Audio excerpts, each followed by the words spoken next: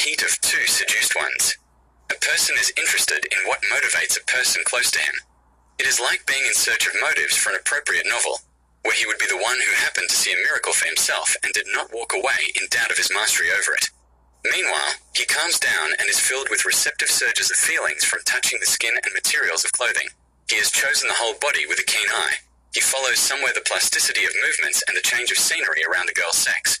He easily imagines the closeness that deprives him of indecision. He turns into a genius, capable of performing intimate services against the background of a life that is sometimes resistant to changes.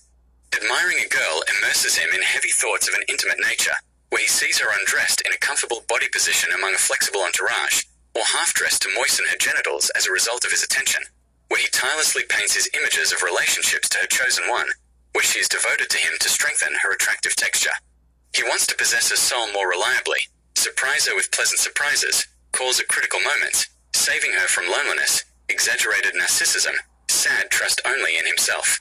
He treats interaction from the point of view of a prostitute, when beauties are sold for money on fast tracks. That is, comfortable embraces on his soft body.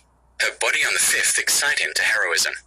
Meanwhile, the woman has no doubt that she likes her chosen one more and more and causes a storm of emotions in him, with which she grows into the leader of the couple, not caring about some unimportant stops in the past with him. She dreams of his admirers, where she wins with them in bringing him to an awakened state, where he can howl with pleasure from his recognition, where his ego becomes higher than everything that surrounds him.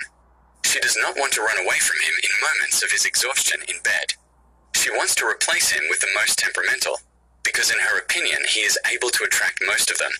To bring her to orgasm, she does not need metal chains on her wrists or even the shine of jewelry on other parts of her body, which will not be perceived by her as a more exciting stage than his male gender, his impression, the summary of every minute of the act.